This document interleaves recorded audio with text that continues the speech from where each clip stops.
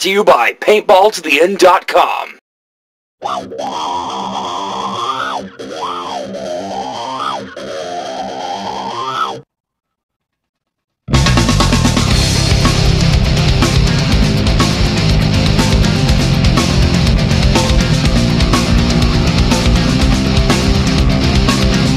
Welcome to 10 Minute Marks, episode number 27. I am Jeff. And I'm Paul.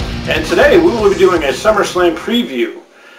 This is Monday, August 9th, before Raw airs, so we're not going to have all of Raw's information when we do this, but we're just going to go off what we know now and what we think is going to happen. The matches we have right now are Orton versus Sheamus, the 7 versus 5 tag as it sits right now. I'm with him on that one. Fox versus Melina, which I think will get announced tonight since Melina came back last week. Big Show versus Straight Edge Society, Ray versus Kane. This will be an interesting SummerSlam due to the fact that there's no Triple H, there's no Shawn Michaels, and right now, as it sits, there's no Undertaker, although I've read rumors that he's going to appear during the Kane-Rey Mysterio match, but still, he's not booked to wrestle. So this is going to be one SummerSlam that's going to be interesting to watch just due to the fact that let's see how these young guns can do under pressure like this without all the big names being there. So that'll make it quite interesting. And with that, I'm going to let Paul take over and let him go through his SummerSlam preview. First of all, the Fox versus Melina match, which is kind of sudden because SummerSlam's in a couple weeks. I don't have a problem with that though. Considering Melina's been injured for, over a year now? Yeah, something like that, yeah. So, to immediately put her in a title match, I'm okay with that. I'm not a huge fan of Alicia Fox, but whatever. Ray versus Kane, I'm sort of worried about, because the way they're going with it, I think it's going to be another Kane versus Taker feud. And they've already done that. Many times. Many times. And maybe that would lead to the streak being on the line at WrestleMania, but I hope not. That being said, if they have an interesting angle to go with it, I might do the switcheroo and turn around for it. But as it stands right now, I'm got a lot of trepidation involved with that. Orton, Sheamus, should I care? I kind of wish it was Orton as the champion and then Sheamus be chasing it, because it just seems too young for Sheamus, or too green rather, for Sheamus to be having the belt. He's just not there yet for me. He's got potential though. Right. And of course right now it's 7-on-5 because they took out Edge and Jericho. I kind of don't like that. I hope they add 2 more wrestlers into it. Maybe they will tonight on Raw. If they're going to do that, sure as hell better be Evan Bourne, because he was involved with that storyline beforehand, the last guy being taken out by Nexus, and then they just he just fell by the wayside. Yeah, he had a few segments with Nexus, and then that 7-on-7 last week or the week before, where he was the last one in. So yeah, I agree with him. It better be Evan Bourne as one of the 2 guys that they replace him. Yeah. As far as SummerSlam for me, I was actually going to buy it, and I don't buy pay-per-views very often just because I can't afford it as much as a lot of people can. But because of the whole 7-on-7 tag, I love the fact that Edge and Jericho was in it. Mm-hmm. It gave it kind of a heel, anything goes. Having the 2 heels in there made it really interesting. If you make it 7-on-7 and you put 2 faces back in there, then it kind of takes away some of the interest on one side, because everybody's going to get along now and all that. And I know that's what you want going into an event, but I just liked Edge and Jericho being there just for the heel feel to it, what's Edge and Jericho going to do? Can they get along? Mm-hmm. Are they going to take out somebody on their own? I'd love to see Cena being the first one eliminated because of them too. Yeah. I love the fact that Brett's involved in it though. Still a great thing. Fox versus Melina, I don't have much of a problem with either. Just because, you can only come back when you can come back. You can't exactly time a return from injury sometimes. I mean, if they'd had their way, WWE probably want Melina to come back a few weeks earlier, but that probably wasn't feasible. Orton versus Sheamus. What can you do with that? One reason that we don't like Sheamus going into main events because he's so young is because there's no history.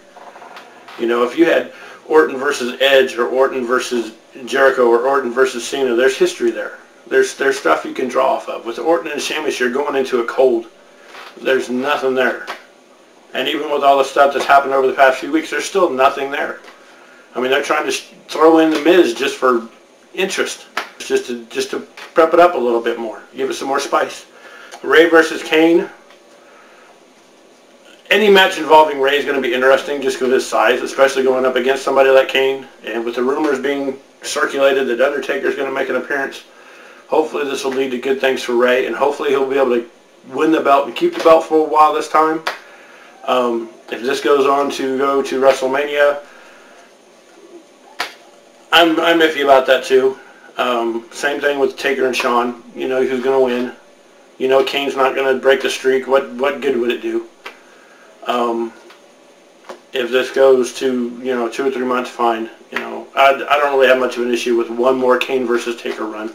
And I totally agree with him. I think Evan Bourne should be in the 7-on-7 just because of the fact he has history with Nexus and not everybody does. And with that being said, that's our SummerSlam preview, and we're going to go on to some various rants. And we're going to start with Paul and let him do some rants, and then all right. From there. Impact overall wasn't too bad. I actually sort of like the beautiful people angle. A lot of people on the internet don't. But I'm actually sort of curious about where they're going to go with it. You know it's going to be Victoria in the biker outfit. You know it is. Or Tara. I call her Victoria. You can recognize her breast, so you know. Yeah. They even mentioned that on Impact. Oh, you know she's a woman. But at the same time, it's kind of, it's kind of like, I don't want to compare it to like the Odyssey, like Greek mythology kind of thing, but you knew Odysseus was going to get back home. It was just the journey that mattered. So in this storyline case, it's what leads up to it is what matters to me. Beer Money and Motor City Machine Guns, they steal the show again. Mm-hmm. Best match on the card. They've been that way for the past 3 to 4 weeks. However, the stuff I wanted to rant on, I mean, there were some other minor things, but the 2 TNA things I really wanted to get on, because it was kind of offensive. First of all, we touched on Orlando Jordan's bisexual gimmick earlier in a previous episode, and I was kind of iffy on it because you've got a product that you're trying to appeal to everybody or on national TV, and of course they're going to be edgier than WWE, and that's fine. Especially with Vince Russo in charge. Yeah, Vince Russo. But he had a match with the Pope, and before that he was doing the whole licking the lollipop, rubbing on his nipple, handing it to SoCal, and he goes into the match with the Pope. And what I didn't like about it, he's basically groping the Pope during the match, and the Pope's like, ew, whoa, what the hell's going on? And he goes to body slam and, of course, grabs his nuts, and he's doing this whole, I don't know if they're trying to go with the whole him being homophobic thing, and like he's psyching him out because he's bisexual. I didn't like that, and the reason being, it has nothing to do with homophobia. One, it has to do with the fact that here you got a guy who's basically sexually assaulting the Pope in the ring. 2 competitors. Right. And we already live in a semi-homophobic society. You're basically reinforcing that. So what are you trying to accomplish, TNA? Are you trying to say, you're trying to make fun of gays and bis with this? Or are you trying to go somewhere with it? But right now, it kind of looked offensive to me. And I was like, what's the point? And this match shouldn't even be happening. The Pope should be like, get the cops in the ring right now. The Eric Young angle, and I don't like that. Don't like that either. Earlier, Lance Storm had ranted on TNA because Hernandez had a match with Rob Terry a while back, and he gave him this really horrific-looking chair shot and busted him open. Right, and Rob Terry was just, and he went off on that because it looked pretty brutal. And at first, I didn't think much about it, but I'm thinking about it now because now they're doing the storyline with Eric Young. They had an internet match where he got kicked in the head and he went bonkers. And so now he's doing this whole retarded gimmick thing, bringing a mannequin to the ring. Eugene-type gimmick. The Eugene-type gimmick. Right. We'll call it that. Yeah, the Eugene-type gimmick. The difference between that and Eugene, though, was here you have Eric Young out of his mind because of a concussion. you'd figure after all the Chris Benoit stuff that they'd be avoiding that we'd be trying to fix the wrestling industry a little bit so it doesn't happen again. And here you are taking a situation like that where concussions are involved and you're making it funny. You know, I know what a concussion feels like. It's not funny. So, you know, at least WWE's trying to clean that up. I don't understand why you're... This sounds like Vince Russo to me is what it sounds like. I think TNA Dixie, seriously, you need to seriously look at what's being written and seeing if it's appropriate for national television. Because you know, Spike's not in the top 25 anymore. And there may be a reason why, because you have offensive bisexual gay bashing matches and you got a guy taking the concussion thing and turning it funny. And the final rant I want to do, to be fair to TNA, is on WWE. This is the first time I watched NXT since they started the new season. Or season, whatever. I've still not watched it. And it just lost its appeal when everybody on the first NXT showed up on Raw. It's like, what's the point of having a contest now if everyone's going to get signed? Yeah. But anyway. Anyway, I didn't even watch the whole thing because it was just gross. They start off with Lay Cool coming out and challenging the NXT rookies to a kissing contest. And I'm going to speed this up here. All of a sudden they bring out this really overweight, grotesque-looking Alabama prom queen. And they have to kiss this girl to advance. And, you know, the NXT rookie's like, ugh, that's gross. Oh, do I have to do this? And, you know, she's got scabs, cold sores, and everything. And after it's all done, Lay Cool's just like, oh, we just wanted to embarrass you. See you later. You spent 35 minutes. You could have had wrestling matches. And it's offensive for three things. One, from a storyline point, what was the point of that? Who got over in that? Did Lay Cool get over? I didn't think so. I thought they were idiots for wasting my time. Number two, it's pretty gross. I thought WWE was supposed to be the PG show, right?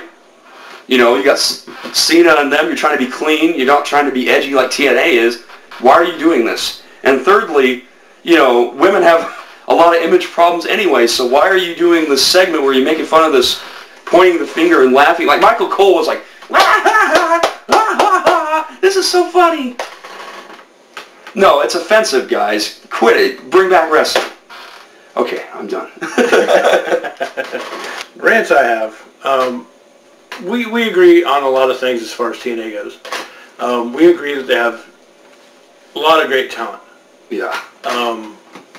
And I've said many times, I think they should bring in a second show, maybe even just expand Impact to 3 hours. That's another idea I came up with, was just go 3 hours. That way you can basically squeeze in another show, get some of your mid-card talent on the show more often. You know, we haven't seen Orlando Jordan in how long, and now he's coming up doing what he was talking about. Mm-hmm. Basically molesting the Pope in the middle of the ring. I mean, it's... And I agree with him on all that. You know, it's generic Goldust. Except Goldust wasn't that bad. No. You know, and I hated Goldust back then. I hated the whole Goldust gimmick. I still do. The one big rant I had about Impact was the Kevin Nash Hulk Hogan segment, which was another brawl. Have we had enough brawls yet on Impact? It just mirrors like every segment ended in a brawl. But what was interesting to me was the fact that Hulk Hogan comes out and tells Kevin Nash it's time to pass the ball. It's time to give the young guys a chance. It's time to do all this stuff that basically the WCW got ranted on a lot because of Hogan. Brother. Back in the day. WCW went down because they weren't pushing their young talent enough. Right, Hogan? And now he's lecturing Nash on doing the same thing in TNA. But not 15 minutes later, who's out in the middle of the ring wrestling Jay Lethal? Ric Flair. What sense does that make? How do you let simple things like... And that's my main rant on TNA as a whole. Is how do you let simple things like that are obvious slip through? You know, you let some of the most obvious mistakes slip through. Things that average fans like me catch on.